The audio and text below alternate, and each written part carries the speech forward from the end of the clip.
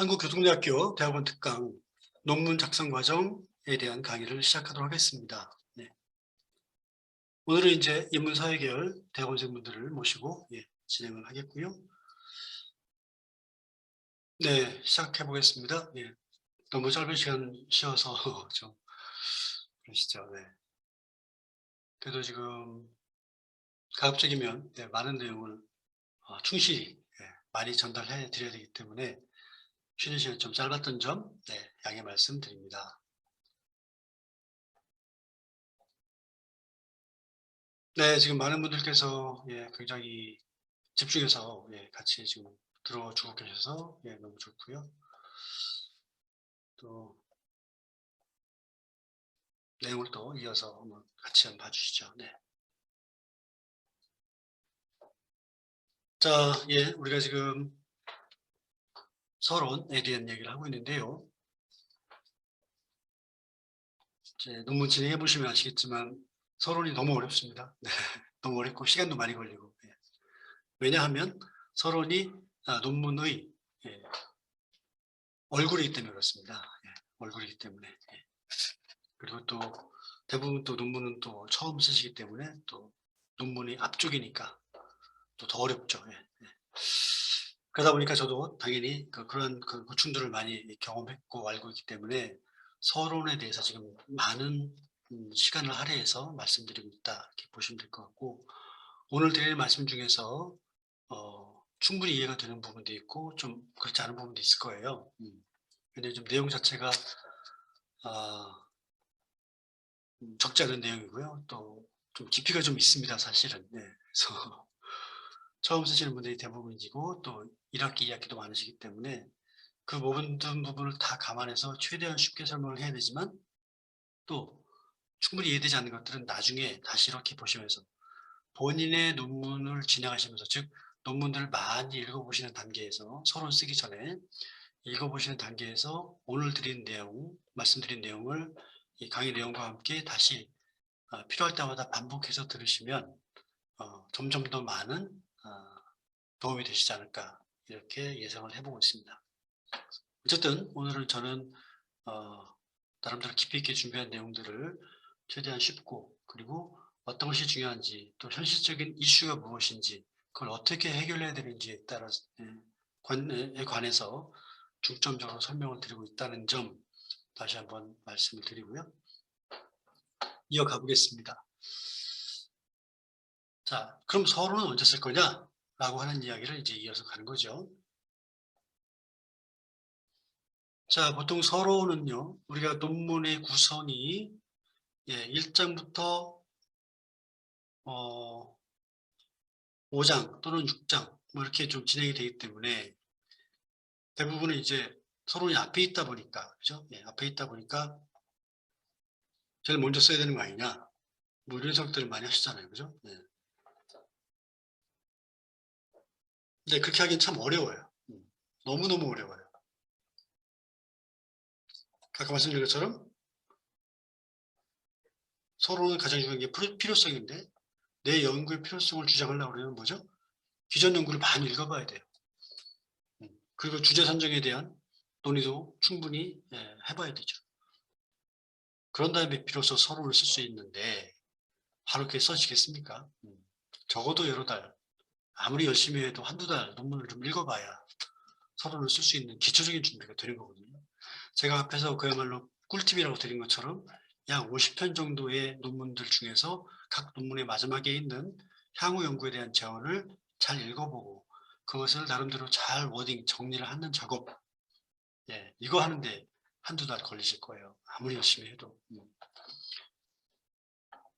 거기 지도 교수님께서 또 헌신적으로 도와주시면 훨씬 더 빠르게 할 수도 있고요. 그죠? 하여튼 그렇습니다. 그래서 서론을 언제 쓰느냐? 바로 그야말로 처음부터 그냥 쓰는 게 아니고 논문을 많이 읽어봐야 되잖아요. 근데 실제 논문을 읽어보다 보면 그 읽어본 내용들 중에서 우리가 나중에 이론적 배경에 쓸 내용들을 굉장히 많이 발견하시게 될 거예요. 우리가 읽어보는 그 논문들의 각각 그 논문들마다의 이론적 배경 부분들이 있지요. 그 변수들을 내가 가져올 때에는 그 여러 논문들에서 적혀있는 이론적 배경에 적혀있는 것들을 내 논문에 많이 가져오게 됩니다. 그래서 서론 연구의 필요성을 정리하기 위해서 여러 논문을 읽을 때 그냥 뒤에 있는 향후 재현만 볼 게 아니고 어차피 앞에 내용도 보기 때문에 이 내용들도 같이 간략하게 정리들을 해 놓으면 나중에 논문을 쓰는 속도를 빨리 가져갈 수 있겠죠. 그러니까 여러 논문을 보면서 이론적 배경도 보고 아까 말씀드렸던 여러 가지 내 논문의 연구 모형을 추론하고 그 모형을 풀링해 보기 위해서는 실제 그 논문들이 가설을 볼 수 있죠. 연구 모형과 가설을 볼 수 있잖아요. 그것도 내 연구 노트에 메모를 해 두고 또 실제 그 논문들은 어떤 연구 방법을 통해서 했는지도 핵심적인 사항들을 메모를 해 두고 이런 식으로 논문을 요게 인제 한 편을 읽었다 그러면 이렇게 10편, 20편 더 이렇게 읽다 보면 그것들 연구 노트에 정리해 놓다 보면 그죠? 그중에서 특히 아까 말씀드린 것처럼 향후 연구에 대한 제언들을 포함해서 따로 정리를 하다 보면 여러 작업을 우리는 동시에 하는 거예요. 향후 연구에 대한 제언을 통해서 정리한 것들을 통해서 서론을 가져올 수가 있죠. 그다음에 이론적 배경을 정리해 놓은 걸 통해서 나중에 우리가 실제 이쪽을 쓸 때 정리해 놓은 걸 가져다가 쓸 수 있죠. 그다음에 연구 가설은요. 예. 앞에 서론을 구성할 때 그 앞에 연구 모형을 우리가 풀링해서 교수님하고 얘기할 때 이때 정리했던 가설들을 충분히 우리가 활용해서 그 연구 모형들을 설명할 수 있겠죠. 그런 내용들이에요. 연구 방법 대부분의 양적 연구에서 석사 논문, 박사 논문 대부분 비슷비슷합니다. 연구 방법은 대략 정형화돼 있죠. 그것들은 몇 편만 읽어보면 감이 잡히는 거예요. 자, 그래서 전체적인 논문을 빠르면서도 효과적으로 쓰고 그리고 다들 어렵다고 하는 서론을 명확하게 연구의 필요성을 딱 캐치해서 주장하기 위해서는 이러한 논문들 한 편 한 편을 이렇게 전체를 다 보면서 연구 노트에 정리를 하면서 수십 편 정도 보면 충분하다 이렇게 보죠. 교수님에 따라서는 수십 편까지도 아니고 제대로 된 논문 한 10편만 봐도 된다 이렇게 말씀하시는 분도 있으니까 너무 겁내실 필요는 없을 것 같고요. 제가 드릴 말씀은 좀 높은 눈높이에서 말씀드리는 것뿐이니까요. 예. 하여튼 그런 방법으로 접근하시면서 연구 논문들을 많이 살펴보시면 좋겠다라고 하는 겁니다. 자, 그래서 정리하면 이 교수님이 "자, 언제까지 서론부터 써와." 와, 이거 굉장히 도전적인 숙제예요. 음. 이게 아니고 앞에서 우리가 다뤘던 것처럼 연구 주제나 제목 좀 뽑아 봐. 음. 관련해서 연구 모형도 한두 개 가져와 보고 요 정도 얘기하는 거 있죠. 그런 것들은 제가 앞에서 이미 말씀드렸었잖아요.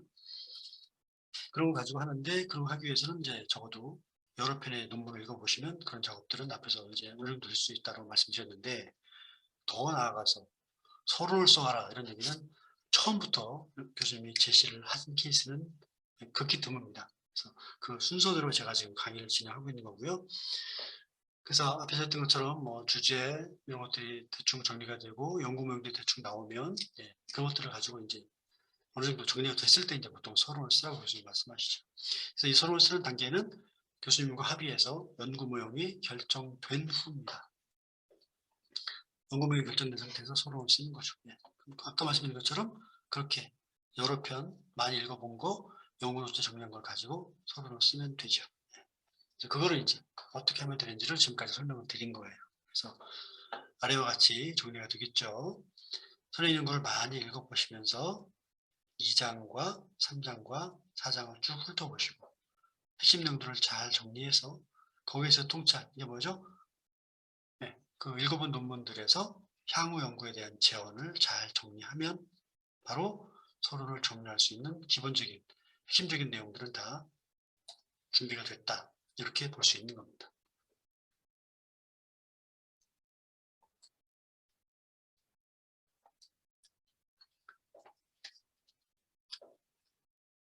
자, 그래서 서론은요, 몇 가지 형태의 어떤 우리가 사례를 볼 수 있는데, 예를 들면 이제 첫 번째 사례는 새로운 변수를 제안한 사례예요. 예를 들면 기존 연구들을 보니까 심리적 안정감하고 차이화적 몰입이 관계된 연구는 많더라. 그런데 그것의 독립 변수로서 이것을 다룬 연구는 별로 없는 것 같더라. 그래서 이렇게 새로운 변수를 내가 하나 넣어서 기존 연구의 차별성을 가져가는 하나의 연구 모형이 될 수도 있겠죠. 근데 독립변수 차원에서 독립변수가 하나인 경우는 뭐 이렇게 예시로 볼 수가 있고요. 아까 봤던 예시와 같이 독립변수가 여러 개인 경우도 있죠. 전공 과목과 지도 교수님의 어떤 스타일과 이런 거에 따라서 이런 형식의 실질 연구 모형을 선호하시는 케이스가 있는가 하면 이렇게 독립변수는 꼭 복수 2개 이상을 가져가는 이런 연구 모형을 다루는 케이스가 또 많아요. 또 교수님마다 다릅니다. 또 어떤 케이스는 이쪽만 이렇게 너무 많이 가지 않고 몇 개의 독립변수와 결과변수까지만 다루는 경우도 굉장히 많죠. 예. 제가 본 케이스로는 대략 그렇습니다. 유아교육 쪽, 사회복지 이런 쪽에서 이런 거 많이 하는 것 같아요. 이런 정도의 연구 모형을. 어쨌든 독립변수와 관련해서 이렇게 새로운 변수를 제안하는 것이 하나의 연구 모형을 구성하는 사례가 될 수 있겠다는 말씀입니다. 두 번째는 매개 변수를 또 새롭게 제안할 수 있겠죠. 예. 기존 연구들이 아래에 있는 이런 모형들, 공유 리더십과 창의적 행동과 관련된 연구 논문들이 많이 있는데 그중에 이러한 변수들을 다룬 것들은 없더라. 라고 하는 것은 또 새로운 차관점으로 해서 연구 모형을 우리가 풀링을 해볼 수가 있겠죠. 마찬가지입니다. 네. 그리고 좀 재밌는 것이요. 예를 들면 이러한 심적 인파모터라고 하는 그 개념은 4가지의 또 하위 요인을 가진 것들이 또 있어요. 그러면 그것들을 기존 연구는 만약에 똑같은 이 연구가 있었다. 이렇게 이 연구처럼. 그럼 나는 그것을 그대로 보지 않고 이 인파모터에 대한 4개의 하위 요인별로 별도의 4개의 매개 효과를 검토하겠다. 이렇게 볼 수도 있는 거예요. 여러분들 논문 쓰실 때 석사 논문에서 굉장히 많은 케이스예요. 어떤 연구 변수, 하위 요인들을 가지고 있는 연구 변수도 굉장히 많아요. 직무 스트레스도 그렇고 굉장히 많아요. 그랬을 때 이 하위 변수별로 이게 독립 변수로 쓰였건 가운데 매개 변수로 쓰였건 하위 변수별로 다룬 경우가 굉장히 많습니다. 그래서 지금 보시는 이 케이스는 눈여겨두실 필요가 있어요. 연구 모형이 이렇게 매개 변수로 쓰일 수도 있지만 이게 아까 말씀드린 것처럼 독립 변수로 쓰이고 요 뒤에 그냥 변수가 하나 있어가지고 요 변수에 영향을 어떻게 미치는지를 각각 따로 보겠다. 각각의 인과관계를 보겠다. 이렇게 접근하는 케이스가 굉장히 많거든요. 그래서 이렇게 연구 변수가 하위 요인을 가지고 있는 것들을 잘 예시적으로 눈여겨보실 필요가 있겠다. 그래서 지금 이렇게 4개 변수에 대해서 새로운 변수를 제안한 사례에 대한 슬라이드를 보셨고요. 기타 등등 이 4개 변수에 대해서 또 자리할 수 있는 아주 다양한 연구 변수들이 존재할 수 있겠죠. 논문들을 읽어보다 보시면. 자, 그래서 이것은 4개 변수를 새로운 변수로 제안한 사례다라고 이제 보실 수가 있겠습니다. 다음은 조절 변수죠. 우리 석사 논문에서 조절 변수를 다룬 논문은 많지는 않아요. 크게 봤을 때, 전반적으로 봤을 때 많지는 않지만 또 교수님에 따라서 또 연구 주제에 따라 또 다뤄지기도 합니다. 그래서 예를 들면 이런 거죠. 팀장님이 이런 좋은 어떤 리더십을 발휘하면 그 직원들이 이 창의과정 몰입을 점점 많이 하게 돼. 그래서 달리 말하면 창의과정 몰입을 하기 위해서 우리 팀장님들이 공유 리더십을 많이 발휘하는 게 필요하다라고 하는 이런 기본적인 관계에 이거를 밝히는 이게 제 첫 번째 가설이 될 수 있겠죠. 직접 효과라고 하죠. 근데 이게 늘 똑같을 거냐? 아니야. 상황에 따라 다를 수 있겠어. 이 관계가 굉장히 좋은 인과관계가 있는데 긍정적인 인과관계가 있는데 그게 그때그때 달라. 조직의 공정성이 높으면 높을수록 이 관계가 점점 더 크게 잘 나타날 것 같다. 조직의 공정성이 나쁘면 이 긍정적인 인과관계가 좀 덜 나타날 것 같다. 이런 거예요. 그래서 조절 변수란 독립 변수하고 종속 변수 간의 인과관계에 작용할 수 있는 조건이에요. 조건.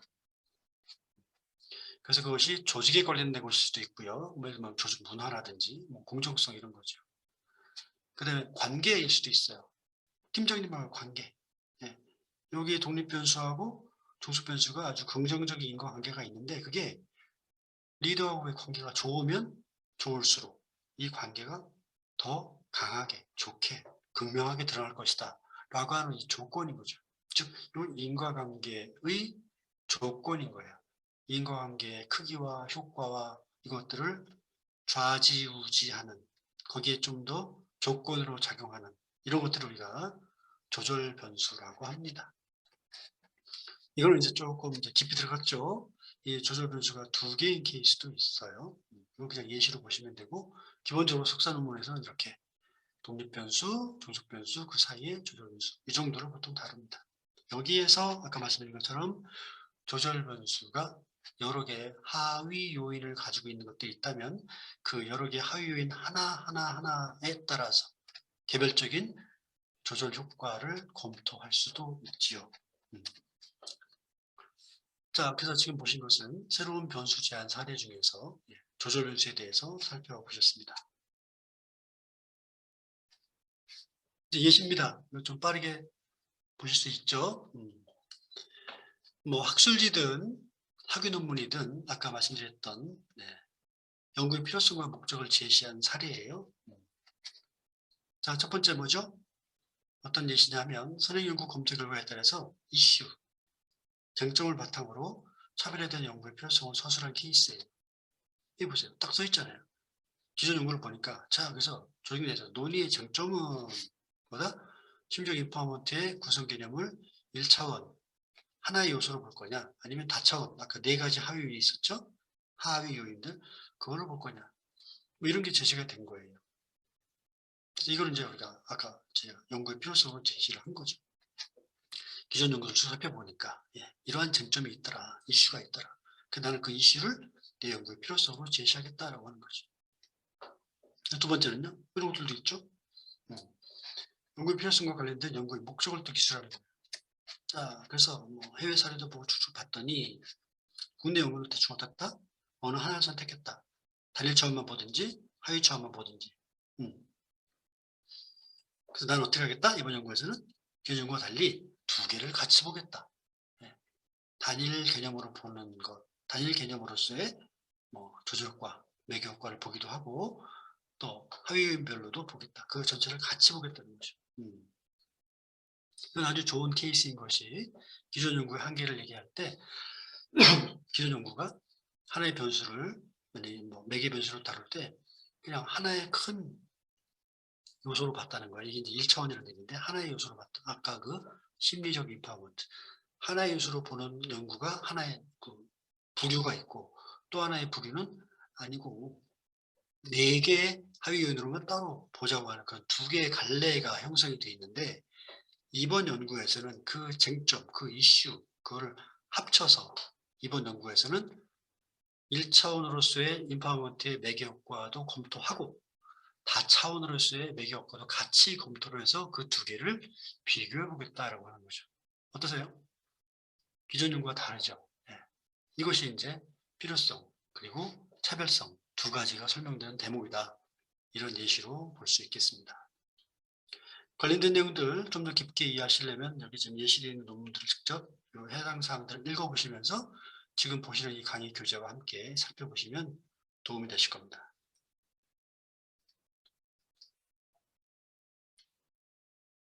학위 논문의 예시예요. 자, 연구 목적, 자, 직접 효과에 대해서, 그 다음에 매개 효과에 대해서, 조절 효과에 대해서 쭉 서술을 하고 있죠. 오른쪽은요, 관련된 연구 문제예요. 이러한 연구 목적을 달성하기 위해서 나는 어떤 연구 문제를 제시했는가? 관계를 살펴보겠다. 모형의 적합도를 살펴보겠다. 매개 효과를 검증해 보겠다. 이런 예시가 되겠죠. 자, 여기까지 해서 우리는 서론의 1장, 그죠? 네. 1장에 대한 이야기를 마치도록 하겠습니다. 자, 이제는요, 본론으로 들어가겠는데요. 논문 작성 프로세스, 세 번째 본론으로 들어갑니다. 그래서 오늘 남은 시간 동안은요, 본론에서의 2장, 3장, 4장까지 다루도록 하고요. 이틀차에 가서는 이제 그 이시화 부분을 다루도록 하겠습니다.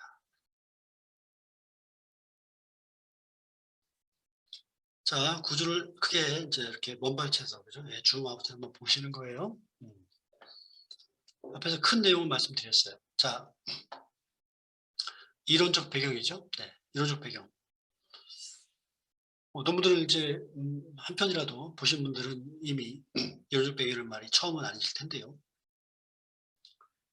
자, 이 이론적 배경하고 연구 가설과 관련해서 같이 한번 정리를 해봤습니다. 자, 그러면 이 이론적 배경에서 이 이론이 뭐냐 도대체. 음. 영어로는 theory죠. 근데 실제 우리 이제 논문을 써야 되는 이 초심 연구자, 초보 연구자 입장에서 봤을 때 저 이론은 굉장히 여러 가지 개념으로 우리가 이해를 해야 됩니다. 그래서 첫 번째 가장 기본적인 것은 이론이라 하면 학자들, 그죠? 연구 많이 하신 학자들에 의해서 정립되고 확정된 어떤 그 내용을 우리가 이론이라고 보통 얘기하는데요. 여기에서 말하는 논문에서 말하는 이론적 배경에서는 그 연구 모형에 대한 배경이나 주제나 가설 이런 것들에 대한 관련성을 관련된 내용들을 쭉 정리하는 부분을 우리가 이론적 배경이라고는 말을 하죠. 자, 그래서 이 이론에 대해서 다음에 또 별도의 장표로 좀 살펴보시는 시간을 제가 따로 가졌으니까요. 그때 좀 더 이해하는 시간을 가지면 좋을 것 같아요.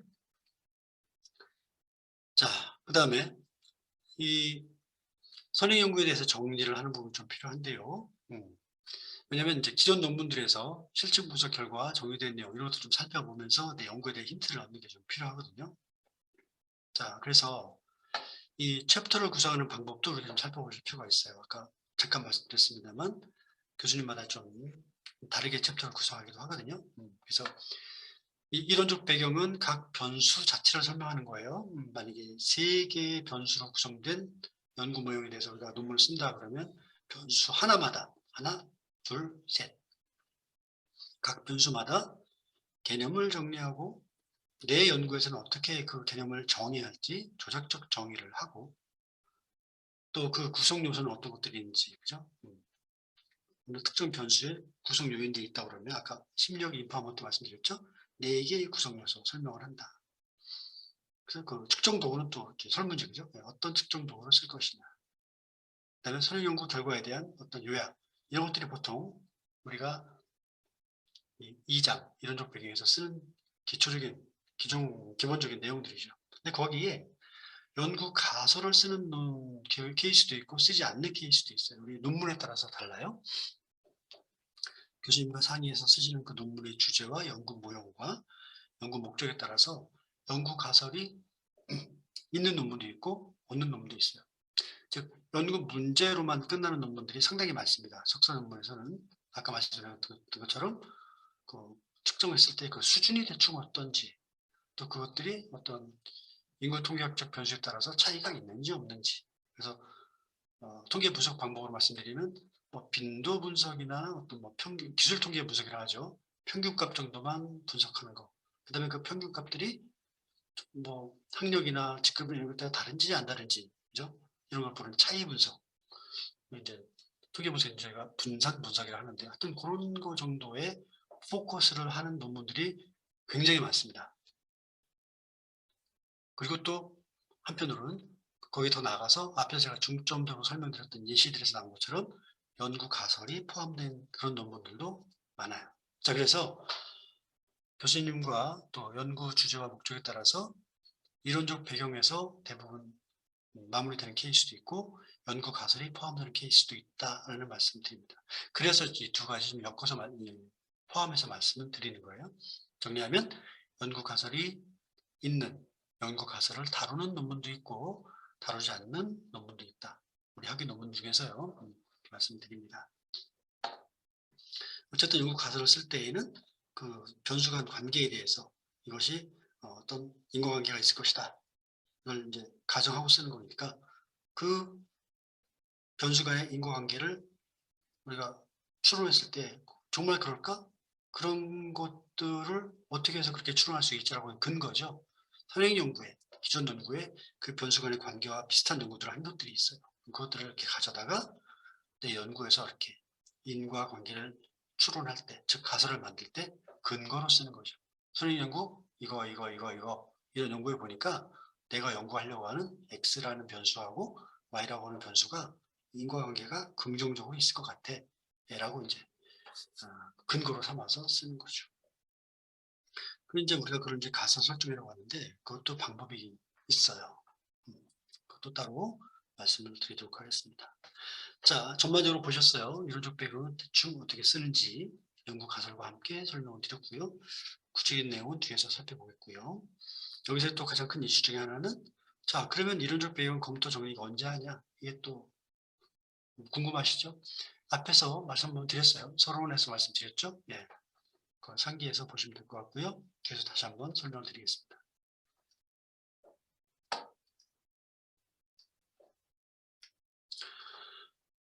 자, 그래서 챕터의 구성이 이제 이렇게 다룰 수 있다는 거 말씀드리고요. 예시적으로요. 자, 요 가설이 없고 그냥 이론적 배경으로 끝나는 연구도 있고요. 배경과 가설을 하나의 챕터로 다루는 상황도 발생하실 거고요. 교수님에 따라서 두 개로 나누어서 쓰는 케이스도 있어요. 자, 이렇게 보시면 지금 시각적으로는 두 개지만 크게 정확히 보면 세 개예요. 가설이 있는 논문, 없는 논문. 이게 첫 번째. 두 번째는 가설이 있을 때 이론적 배경과 가설을 2번 하나의 챕터로 구성하는 케이스도 있고 두 개를 구분해서 챕터를 구분하는 케이스도 있다. 이렇게 보시면 돼요. 그래서 앞으로 논문들 읽어보시다 보면 이 논문은 가설이 있는지 없는지 발견할 수 있으실 거고요. 가설이 있을 때 이론적 배경과 합쳐서 2장으로 다루었는지 가설을 3장으로 따로 뗐는지 이런 것들을 이제 목차에서 확인하실 수가 있을 겁니다. 사례들이죠. 여기는 가설이 같이 있고 여기는 따로 되어 있고 이것이 학술지도 마찬가지고요. 우리가 쓰시려고 하는 학위 논문도 마찬가지입니다. 사례들이죠. 세부적인 이제 연구 목차에 이렇게 구분되기도 하고 이론적 배경, 해당 변수를 집중적으로 설명하고 있죠. 이 안에서 들어가 보면 또 세부 목차가 또 있죠. 그다음에 가설만 주로 얘기하고 여기는요 변수 설명이 있고 가설도 있고 이런 게 있다. 예시로 보시면 되겠고요. 이론적 배경 언제 쓰느냐 얘기죠. 아까 말씀드렸어요. 논문 하나하나 볼 때마다 이 정도를 다 같이 보신다. 세 가지 그죠? 2, 3, 4. 그러면서 연구 노트에 메모해서 정리해 놓는다. 가장 중요한 거는 그 연구에서 제시했던 선행 연구, 그 향후 연구에 대한 제언이라고 말씀드렸죠. 그런 것들을 계속 모든 연구마다 보시면서 간략하게 정리해 놓으시면 되는 거죠. 그래서 이것들을 언제 한다? 연구 설계 단계에서 아까 그 주제 잡고 연구 모형 검토하고 할 때 있죠. 그때 이미 이런 작업들을 잘 해 놓으시는 거죠. 그러니까 나중에 실제 2장과 3장 여기요. 2장과 3장을 작성하실 때 아까 말씀드린 것처럼 그때 정리했던 연구 노트를 가져다가 3조에다가 쓰면 굉장히 스피드를 낼 수가 있습니다. 그래서 이 부분은 앞에 말씀드린 서론을 언제 쓰냐 해서 말씀드린 거를 다시 한번 상기해 보시면 충분히 이제 잘 이해를 하실 수 있을 것 같아요.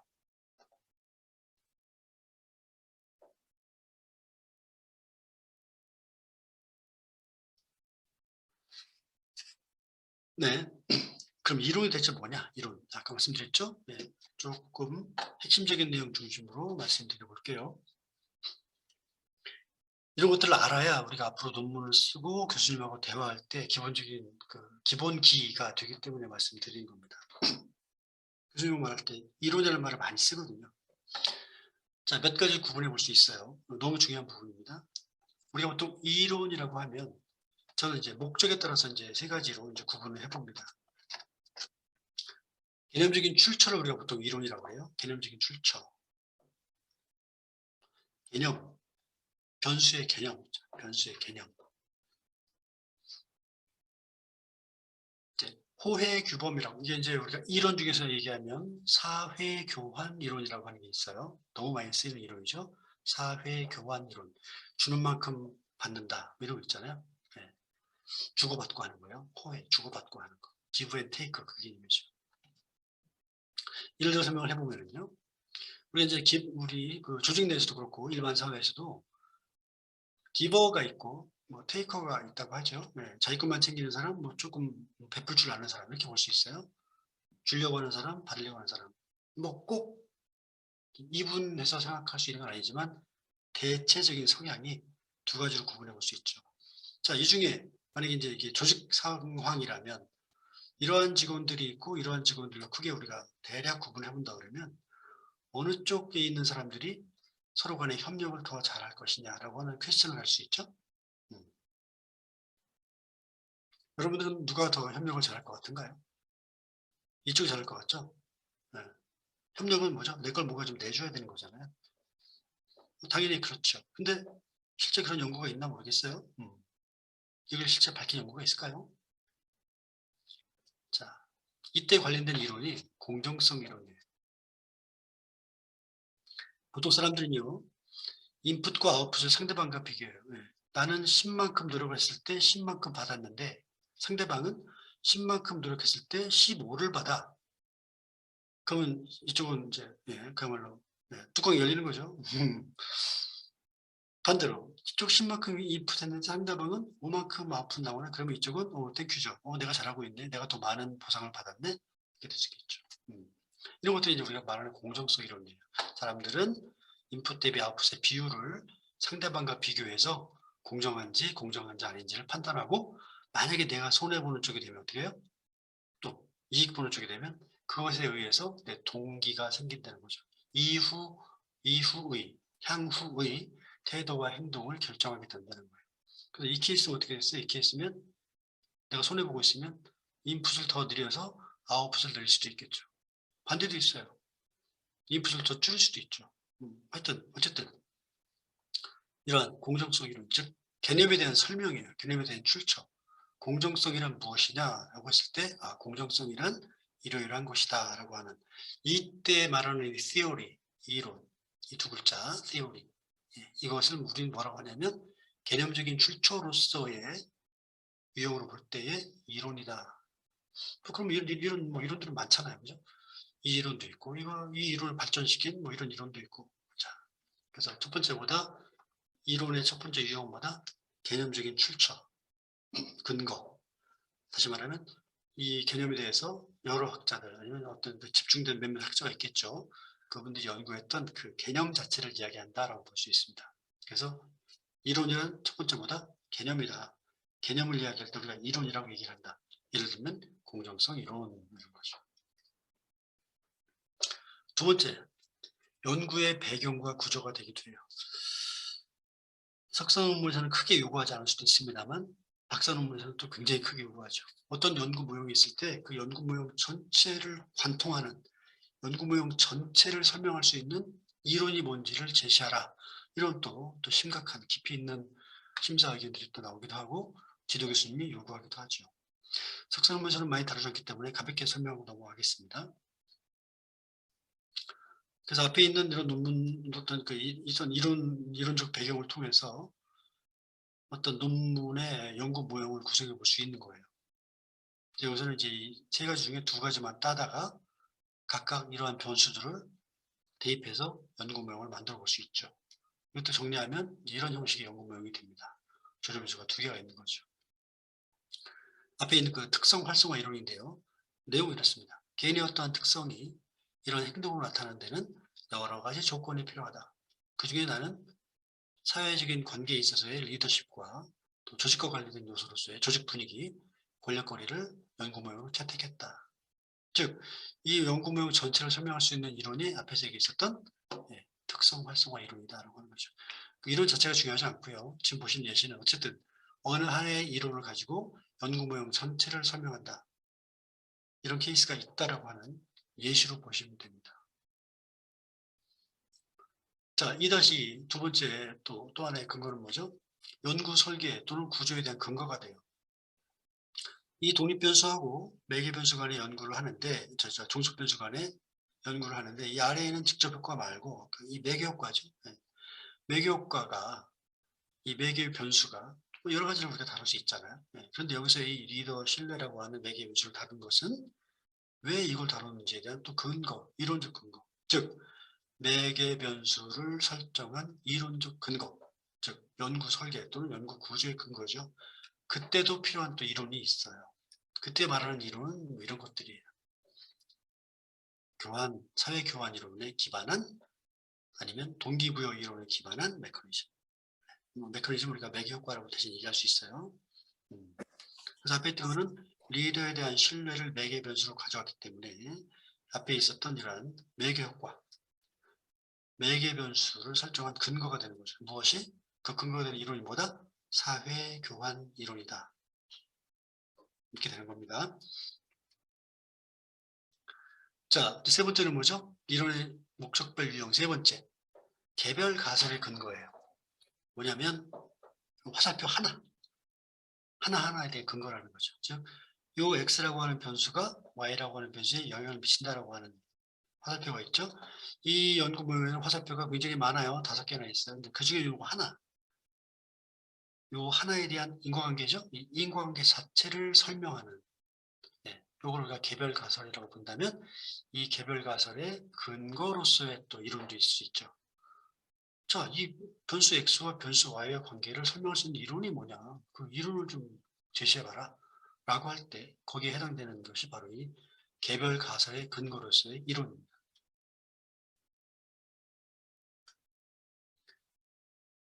그 이론을 제시하는 방법이 그 개별 가설의 근거를 제시하는 방법이 세 가지가 있는데 그중에 이론적 근거와 관련된 것이 지금 우리가 얘기하는 이 이론의 목적별 유형의 세 번째에 해당하는 요 내용입니다. 있죠? 예시예요. 나중에 천천히 살펴보셔도 좋아요. 이론적으로 어떻다? 네. 자기 결정 이론에 의해서 변수 x와 변수 y가 인과관계가 있을 것이다라고 제시한 거예요. 요 케이스예요. 자, 그 정리하면 이론의 목적별 유형보다 첫 번째는 그 개념 자체를 우리가 이론이라고 한다. 두 번째는 뭐다? 연구 모형 전체 또는 일부를 설명하는 것도 우리가 이론이라고 한다. 세 번째는 뭐다?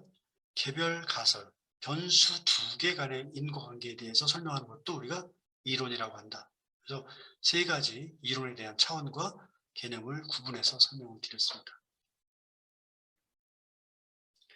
그 다음은요. 이 개별 가설의 근거의 차원에서 다시 포커스해서 보면 두 개의 변수 간의 관계를 화살표로 연결했는데 이것을 가설 설정을 할 때 어떤 것들을 갖추어야 되는지를 제가 설명을 드리려고 합니다.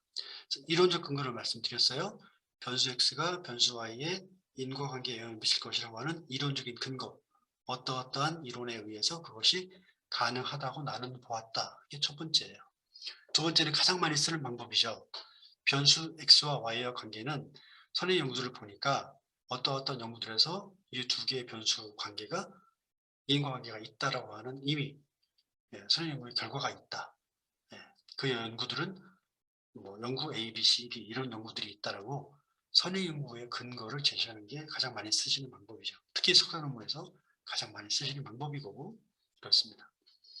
그래서 세 번째는 뭐죠? 실무적인 관점이에요. 이거 지금 우리 그 같이 강의 들으시는 분들 중에 대부분 적절한 분들이 실제 현업에서 일을 하고 계실 텐데 지금 제가 주로 예를 들어서 설명하고 있는 논문들에서 다루고 있는 뭐 조직 내에서의 어떤 사람들의 뭐 관계, 행동, 태도 이런 관점에서 봤을 때 실무적인 가능성이 있잖아요. 예를 들면 뭐 리더가 어떤 좋은 리더십, 뭐 땡땡 리더십을 발휘했을 때 구성원들이 어떠한 바람직한 행동을 하더라라고 하는 이 관계가 가설로 설정을 하는데 이론적으로도 어떤 근거로 설명할 수도 있고 기존 연구들에서 어떻게 했는지 연구 결과를 가지고 설명할 수도 있고 세 번째 실제 실무 관점에서 그럴 것 같더라. 변수 x가 변수 y에 영향을 미칠 것 같더라. 라고 설명하는 게 세 번째 실무적 관점이에요. 이 부분은 좀 특별한 것이 실무에 있지 않은 분들은 이걸 쓰기가 어려워요. 반대로 실무에 계신 분들은 이걸 쓸 수가 있죠. 자, 그럼 정리를 해보죠. 우리가 지금 이론의 목적별 유형 세 가지 아까 설명드렸고 세 번째 개별 가설의 근거로 들어왔을 때에 두 개의 변수를 연결하는 화살표를 어떻게 우리가 가설을 설정할 거냐를 구체적으로 봤는데요. 세 가지로 제시를 해드렸는데 이론적인 근거를 댈 것, 두 번째는 선행 연구의 근거를 가져올 것. 이건 이 정도면 충분합니다. 특히 석사 논문에서는 선행 연구에 근거한 것들을 주로 요구하시기 때문에 이 부분만 잘해도 돼요. 근데 거기에 실무적인 개연성까지 적어서 세 가지, 3단계, 세 개의 요소를 다 갖춘다면 제가 볼 때 가장 확실한 가설 설정의 근거가 되겠다라고 말씀드릴 수 있겠습니다. 자, 이제 본론의 3장으로 들어갈까요? 이제 3장과 4장인데요. 남은 시간 좀 빠르게 진행해 보겠습니다. 자, 말씀드렸죠? 개별 가설 설정의 논리적 근거 3요소, 이론적 근거, 선행 연구 쭉 가져가는 거죠. 이런 것들에서 이미 밝혀졌다. 세 번째, 내가 볼 때 실무적으로 이러이러하다라고 느낀다. 3박자를 다 갖추면 너무 좋다. 석사 논문에서는 이 정도만 해도 대부분 통과가 되더라. 그리고 말씀드린 거고요. 다 예시들입니다. 네. 지금부터 예시들이에요. 자, 가설 1, 가설 2 이렇게 있는데요. 자, 가설 연구 모형에서 변수 간 관계에 대한 내용을 기술한 것 다 설명드렸죠. A가 B에 미치는 영향은 어떠한가? 이건 방향성이 없어요. 그죠? 긍정적이냐 부정적이냐. 네. 그냥 어떠한가 그러면 연구 문제죠. 이렇게 방향성까지 넣으면 이제 연구 가설이다가 되고요. 더 구체적으로 하면 이 인과관계가 정의 관계일 거냐 부의 관계일 거냐 이것까지 들어가면 아주 구체적인 가설이라고 볼 수 있겠죠.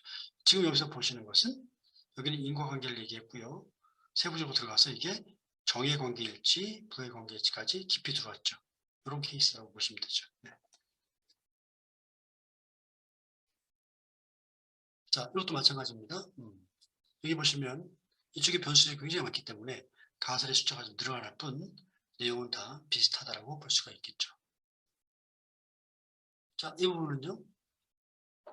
두 개의 화살표를 설명하는 가설들이죠. 아까 말씀드렸어요. 사회적 교환, 즉 매개 효과, 위로 이렇게 경유하는 이 매개 효과를 가설을 설정하기 위해서 첫 번째 이론을 가져왔다. 사회적 교환 관련된 이론으로 지금 설명을 하고 있는 거예요. 이론적 근거, 그죠? 제가 말씀드린 세 가지 중에서 첫 번째 이론적 근거를 가설 설정의 근거로 활용한 사례. 두 번째는 선행 연구에서 보니까 이러이러한 연구들이 이미 이 관계를 연구를 했다. 뭐죠? 선행 연구, 네, 이걸 가져와서 가설을 설명한 사례라고 볼 수 있죠. 세 번째는요. 마찬가지로 선행 연구의 두 변수 간의 선행 연구를 쭉 설명하면서 가설을 설정한 사례. 이렇게 볼 수 있죠. 자,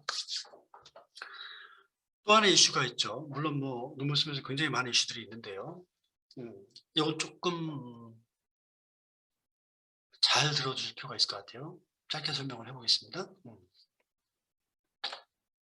앞에 그 선행 연구들이 많으면 좋아요. 그죠? 이렇게 내가 연구하는 변수 두 개의 관계가 있는데 이걸 가설을 써야 되는데 선행 연구가 있어. 그럼 그냥 갖다가 쓰면 되죠. 근데 선행 연구가 없는 케이스들이 많아요.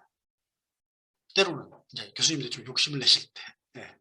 그럴 때 어떻게 한다? 한마디로 말씀드리면 그 변수가 다차원인 경우가 있죠. 어떤 변수가 아까 심리적 인프아먼트처럼 큰 변수 이름이 있고 그 속에 몇 개의 하위 요인들이 있는 것들이 있어요.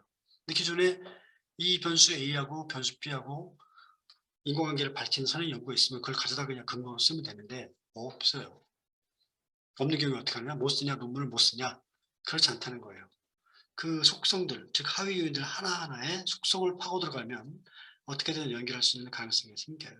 예를 들면 속성 B와 관련된 어떤 변수와 이쪽에 속성 E와 관련된 어떤 변수가 있을 거예요. 그 변수들끼리 인과관계를 다룬 논문이 있다면 그것을 근거로 우리는 변수 A와 변수 B의 인과관계에 관련된 선행연구이다. 그 선행연구를 근거로 가설 설정에 대한 근거로 쓸 수 있다. 이렇게 말씀드립니다.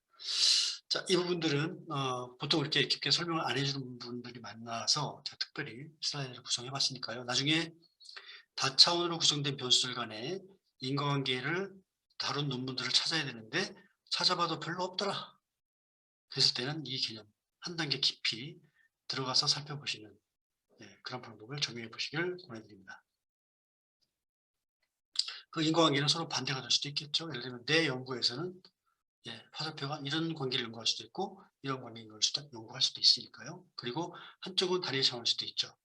한쪽은 이렇게 다차원일 수도 있고요.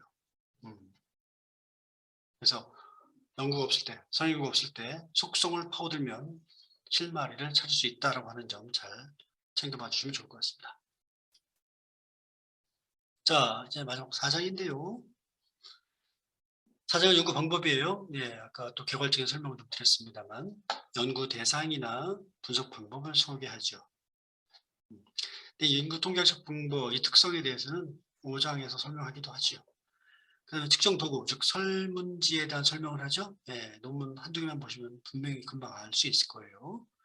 변수에 대한 정의를 하고 그 측정 도구를 어느 논문들에서 썼는지, 또 문항수는 몇 개인지, 문항 예시를, 설문지 세부 문항 예시를 쓰기도 하고, 그것들의 신뢰도를 또 표기하기도 하죠.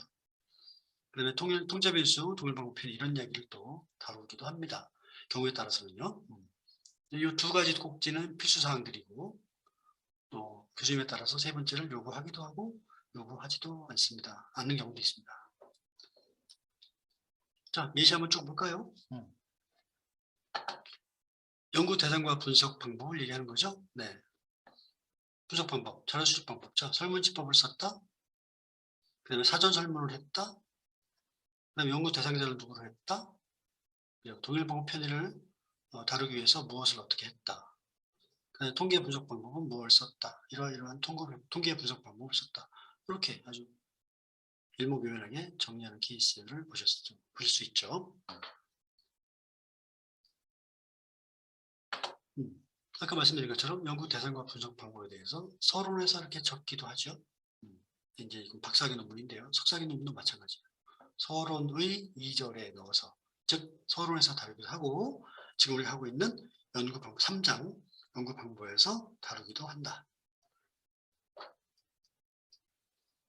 자, 이번엔 측정 도구죠. 뭐 예시입니다. 이렇게 아까 봤던 논문인데요. 측정 변수의 명칭, 그 변수 측정하기 위한 문항수, 이 측정 도구의 설문지를 어디에서 가져왔는지, 어떤 사인 연구에서 그 측정 도구를 이미 사용했었는지를 가져오는 거죠. 네. 그 조략적 정의도 하고요. 그 다음에 한 변수에 대해서 쭉 이렇게 설명을 하는 거죠. 네. 여기 있는 내용들을 결론적에서 쭉 설명한 사례다. 이렇게 보시면 되겠습니다. 이분들은 뭐 길게 설명할 필요가 없기 때문에 예시를 주로 보여드립니다. 자, 변수 측정 마찬가지죠. 예, 어떤 측정 도구가 있고, 조약적 정의는 뭐고, 나는 이 연구에서 뭐라고 정의했다. 예. 이 조약적 정의를 또 어려워하시는 분들이 있는데요. 이것도 핵심적으로 그야말로 꿀팁을 말씀드리면, 조작적 정의는 해당 변수에 대해서 연구자가 내 연구에서는 이 변수를 무엇이다 라고 정리하겠다라고 하는 거예요. 아주 중요한 부분입니다. 근데 그 방법이 또 세 가지가 있어요, 보통. 그래서 가장 많이 쓰시는 방법이 첫 번째 거예요. 어떤 연구, 변수에 대해서 여러 연구들이 있는데 부류가 좀 나뉘는데 그 중에 어떤 연구자들은 이렇게 정의했다라고 선행 연구에서 제시한 그 개념을 그대로 따라하기 하는 거예요. 학자마다 개념 정의가 다른데 나는 요 학자가 정의한 개념을 따라가겠다라고 쓰는 방식이 가장 일반적인 방식입니다. 때로는 연구의 맥락에 맞게 변형하는 케이스도 있기는 하죠. 네, 그리고 또 두세 개 학자의 그 개념을 섞어서 통합해서 제시하기도 하는데 이것은 좀 수준 높은 이야기고요. 첫 번째 타입으로 보통 많이 하신다 이렇게 보시면 됩니다. 통제 변수는 조금은 이제 깊이가 있는 내용이긴 한데요. 개념적인 설명은 뭐냐면 우리가 예를 들면 변수 x가 변수 y에 영향을 미치는 걸 이제 통계 분석할 때 사실은 변수 y에 영향을 미치는 게 x 말고도 다른 것들이 많이 있잖아요. 있을 수 있잖아요. 실제 사회 맥락에서는. 그러니까 그런 다른 것들도 그야말로 독립 변수와 같은 맥락으로 투입을 해가지고 그 변수, 그걸 우리가 통제 변수라는데요. 그 통제 변수가 이 y에 미치는 영향을 같이 검토했음에도 불구하고 내가 연구하는 이 독립 변수 x가 y에 영향을 미치는 게 밝혀지면 좀 더 설득력이 높잖아요. 즉 내가 설명하려고 하는 이 독립 변수 x 말고도 y에 영향을 미치는 다른 요소들을 검토해서 같이 통계 분석을 해서 그런 것들의 영향력, 통제 변수들이 영향력을 감안했음에도 불구하고 내가 설정한 독립 변수가 종속 변수에 영향을 미치는 게 밝혀졌다라고 설명하는 것이 보다 객관적이고 설명력이 있다라고 하기 때문에 그런 것들을 하라라고 교수님들이 요구할 때 말씀하시는 게 주로 통제 변수입니다. 예, 이 통제 변수에 대해서는 좀 더 공부를 해보실 필요가 있을 것 같고요. 예를 들면 그 통제 변수 그냥 투입하는 게 아니고 이론적인 근거, 그 다음에 선행 연구의 근거가 있어야 돼요. 그래서 여기 보시는 것처럼 이러한 근거를 대고 제시하고 통제면수로 투입하셔서 분석하는 게 필요하다라는 예시를 보여드리는 겁니다. 동일방법 편의는요, 이거는 굉장히 좀 설명할 부분들이 많기 때문에 오늘은 다 설명드리기는 좀 어렵고요. 세 가지 방법이 있는데 이것들 중에서 일단 동일방법 편의에 대한 그 개념이 좀 이해를 좀 하실 필요가 있어요. 왜냐하면 이것은 기본적으로 우리가 설문조사를 할 때 응답자의 어떤 특성이 반영될 수 있잖아요. 그리고 측정하는 방법에 따라서 설문으로 뭐 이렇게 인터뷰로 할 거냐, 설문조사도 같은 대면으로 할 거냐, 뭐 온라인으로 할 거냐, 이런 추정 방법이나 상황에 따라서 뭔가 좀 오류 또는 편차 또는 우리가 바이어스라고 하죠. 약간 측정에 뭔가 영향을 미치는 요인이 생길 수 있다는 거예요. 그래서 그것들이 최대한 그것들까지도 그러한 어떤 편차, 편의 이런 것들을 바이어스를 연구 결과에 좀 걸러내고 내 연구 결과를 주장하는 게 필요하다고 해서 적어도 박사학위 논문 쪽에서는 많이 제시를 하고 있는 부분입니다. 그래서 오늘의 주요 연구, 이번 강의 목적의 주요적인 내용이 아니기 때문에 일단 개념적인 설명만 일단 드리려고 하는 거고요. 깊은 내용들은 다른 기회에 또 말씀을 드릴 수 있도록 하겠습니다.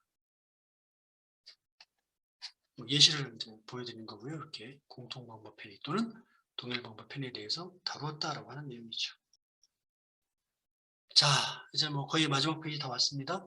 예시예요.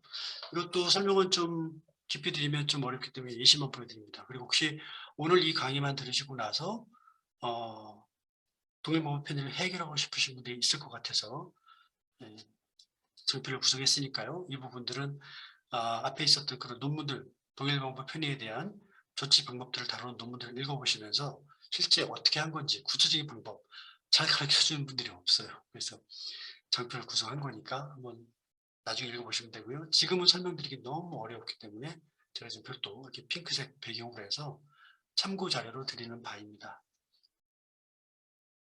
그래서 이렇게 이런 데이터들을 준거가 되는 데이터를 기준표를 가지고 이제 판단하게 되는 거고요. 그래서 이렇게 논문에 이제 이렇게 표현을 하게 됩니다. 나중에 기회 된다면 동일방법 편의만 가지고도요, 별도로 1시간 이상 강의가 필요한 내용이기 때문에 개념만 말씀드리는 점 양해를 부탁드리고요. 자, 정리하겠습니다. 그래서 오늘 우리는요, 이틀간의 강의 중에서 첫 번째 강의였고요. 주로 다룬 내용은 주제 선정과 관련된 부분, 그다음에 너무 어려워하는 서론에 대한 부분, 그리고 실제 본문 중에서 4장까지 오늘 다루었습니다. 다음 이틀 차에 가서는요, 5장과 결론에 대해서 같이 함께 다뤄보도록 하겠습니다. 자, 오늘 강의, 준비된 강의는 여기까지 마치겠습니다. 네. 자, 수고 많으셨고요. 일단 공유를 중지하고, 네. 모두에 말씀드렸던 것처럼 혹시 질문이 있으신 분들 계실 것 같아서 뭐 충분치 않을 수 있겠지만 간단하게나마 질문을 좀 받아볼까 합니다.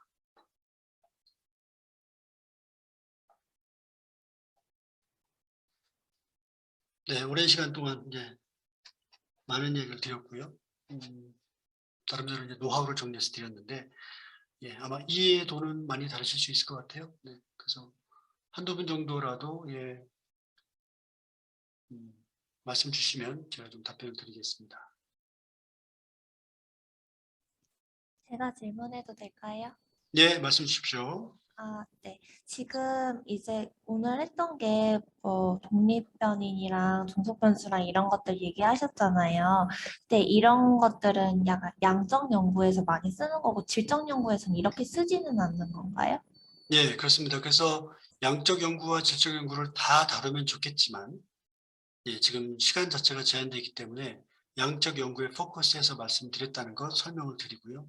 예를 들면 나는 우리 교수님하고 질적 연구를 써야 되겠고 그쪽으로 연구를 하기로 어느 정도 이제 방향이 잡히신 분들이 있다면 오늘 강의로는 굉장히 부족하죠. 예, 질적 연구에 대해서 따로 예를 들면 지금처럼 이렇게 2시간, 4시간 정도의 도움받는 기초적인 강의를 들으시면 도움이 될 수 있을 것 같습니다. 네.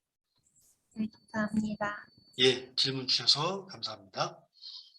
그래서 그런 부분들이 좀 아쉬워서 제가 앞에 질적 연구와 양적 연구를 구분해서 일단 개념 잡기 위해서 설명을 드렸다라고 이해해 주시기를 당부드리겠습니다. 네.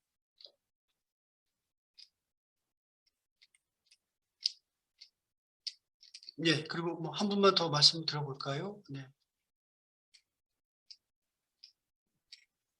제가 질문 드려도 되겠습니까? 예, 말씀하십시오. 예. 네, 오늘 수업 해주셔서 감사드리고요. 저는 지금 이제 4학기 했는데요. 논문을 써야 되는데 아직까지 지금 이제 일도 하고 하다 보니까 좀 핑계 대면서 못 썼는데 이제 좀 써야 되는 상황이거든요. 그래서 얼마나 읽어야 될지 모르겠어요.